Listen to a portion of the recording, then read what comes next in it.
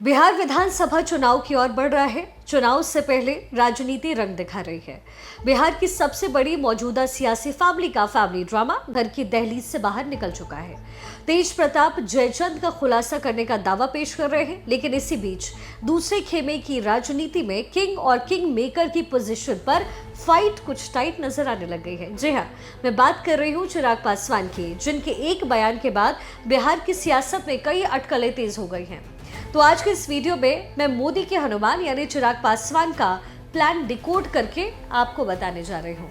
सवाल सबसे पहला यह है कि चिराग के विधानसभा चुनाव लड़ने की मंशा के पीछे वजह क्या है? क्या चिराग किंग मेकर बनना चाहते हैं? तीसरा सवाल, क्या चिराग पिता की तरह सत्ता की चाबी तलाश रहे हैं? क्या चिराग नीतीश कुमार का विकल्प बनना चाहते हैं, या फिर ये 2030 की विधानसभा चुनाव की तैयारी है? इन सवालों का जवाब देने से पहले मैं आपको चिराग के पिता रामविलास पासवान की सियासत को चंद शब्दों में याद दिलाती हूँ। लालू यादव रामविलास पासवान को मौसम वैज्ञानिक कहते थे।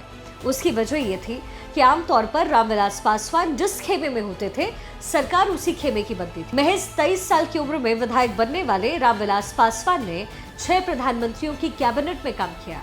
वीपी सिंह, एचडी देवगौड़ा, आईके गुजराल, अटल बिहारी वाजपेयी, मनमोहन सिंह और फिर नरेंद्र मोदी। रामविलास पासवान नीतीश के साथ भी रहे और लालू के साथ भी रहे। जब नीतीश कुमार ने लालू यादव के खिलाफ विद्रोह कर साल 1994 में समता पार्टी बनाई, तो रामविलास पासवान लालू यादव के कब्जे में चली गई जनता दल में ही रहे।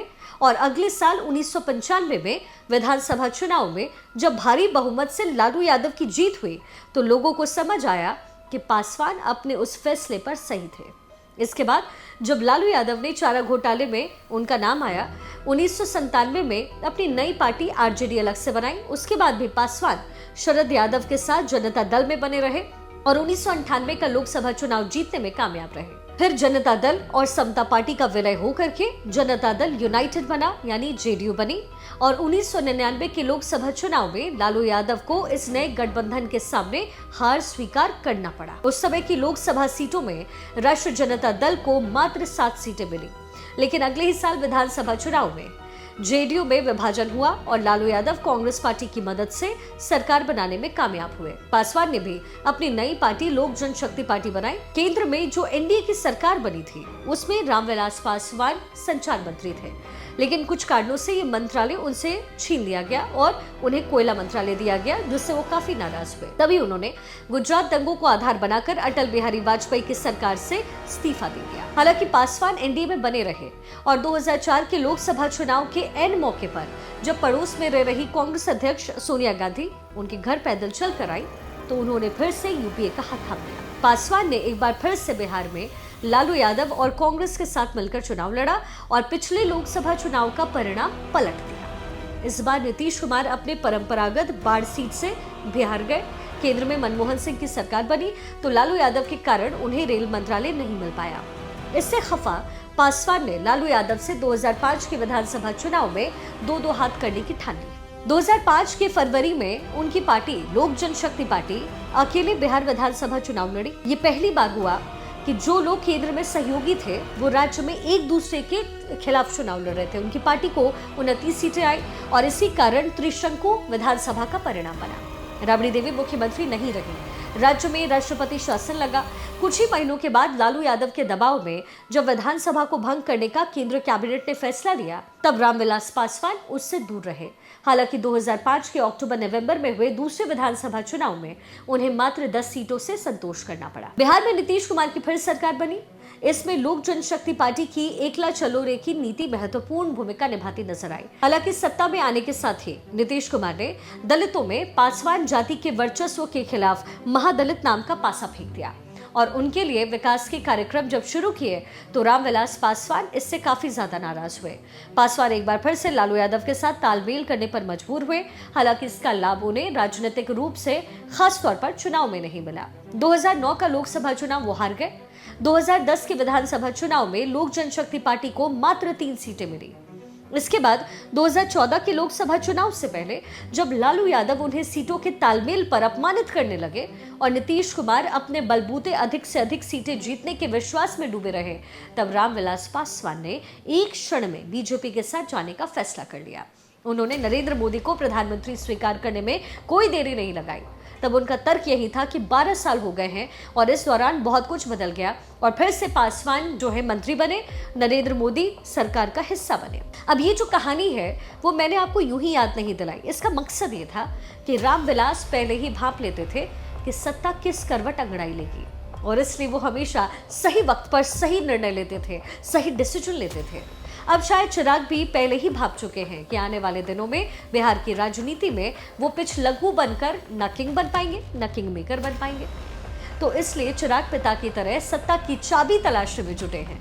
तो आइए अब जरा चिराग की सियासी ताकत को समझते हैं। बिहार में 17% दलित वोटर्स हैं। राज्य में विधानसभा की 38 सीटें दलितों के लिए आरक्षित है, जबकि चिराग पासवान की जाति के 6% वोटर्स हैं। चिराग पासवान खुद भी 2014 और 19 में जमुई और फिर 2024 में हाजीपुर सीट से सांसद बने। हालांकि ये दोनों ही सीटें दलित समुदाय के लिए आरक्षित हैं, लेकिन अब चिराग सामान्य सीट से अपनी दावेदारी के मूड में हैं। तो जाहिर है कि चिराग की महत्वाकांक्षाएं सिर्फ दलित समुदाय का नेता बने रहने की नहीं है। अगर राजनीति को समझें तो चिराग इसका फर्स्ट ट्रायल 2020 के विधानसभा चुनाव में कर चुके हैं, जब चिराग ने बिहार में एकला चलो की रणनीति अपनाई और 137 सीटों पर अपने उम्मीदवार उतारे। हालांकि जीत उन्हें सिर्फ एक सीट पर मिली, लेकिन 72 सीटों पर एलजेपी ने जीत और हार का जो अंतर है वो तय किया। एलजेपी की वजह से एनडीए को 40 और महागठबंधन को 32 सीटों पर जीतने की संभावनाओं को झटका लग गया। पिछले चुनाव में एलजेपी ने जेडीयू को 33 सीटों पर नुकसान पहुंचाया। इनमें से 28 सीटें ऐसी थी जहां एलजेपी की वजह से जेडीयू दूसरे नंबर पर टिकी, जबकि 5 सीटों पर एलजेपी ने जेडीयू को तीसरे नंबर की पार्टी बना दिया। तो ये तो साफ है कि नीतीश कुमार ज्यादा दिन तक बिहार की राजनीति के सिरमौर बने नहीं रहेंगे। उनकी लगातार गिरती सेहत नीतीश का सियासी विरोधियों के साथ साथ उनके साथियों के लिए भी एक मौके की तरह है, क्योंकि सभी की नजरें नीतीश कुमार की उस वोट बैंक पर है जो नीतीश कुमार को बिहार की राजनीति में अपरिहार्य बनाता है। और उस वोट बैंक में सेंधमारी की जुगत में सभी लगे हुए हैं। ऐसे में चिराग के लिए भी ये एक मौका है और शायद इसलिए इस बार वो गठबंधन में रह करके ही दबाव बनाए और बढ़ाए रखना चाहते हैं। सूत्रों की माने तो चिराग की नजर कम से कम 33 सीटों पर तो चुनाव लड़ने की इस बार है और मौजूदा गठबंधन में इतनी सीटें मिलना चिराग के लिए मुश्किल ही नहीं नामुमकिन है। चिराग पासवान 2024 के लोकसभा चुनाव में पार्टी के स्ट्राइक रेट का हवाला दे रहे हैं। चिराग खेमे का मानना है कि एलजेपी को 5 सीटें मिली और पार्टी ने सभी 5 सीटें जीती। इस लिहाज से उनकी सहज दावेदारी है, लेकिन राजनीति की रपट झपट में जीतन राम मांझी और उपेंद्र कुशवाहा के होते हुए एनडीए में उन्हें इतनी सीटें मिले ऐसा लगता नहीं है। दूसरा फायदा ये है कि चिराग अपने पिता के वोट शेयर को हासिल करे। 2005 के चुनाव में एलजेपी दलित वोटर्स की पहली पसंद बनकर उभरी। एलजेपी ने 2005 में 12% वोट के साथ 29 सीटों पर जीत दर्ज की, जिसकी वजह से बिहार में त्रिशंकु विधानसभा बनी। तब रामविलास पासवान मुस्लिम सीएम के लिए अड़े, बात बनी नहीं और 6 महीने बाद दोबारा चुनाव हुए, जिसमें एलजेपी को दोबारा 12% वोट मिले, लेकिन सीटें घटकर 10 हो गई। बीजेपी जेडीयू सत्ता में आ गई और इस तरीके से बिहार में नीतीश युग की शुरुआत हुई। सत्ता में आते ही नीतीश कुमार ने महादलित के नाम से दलित वोटर्स में सेंध लगाई।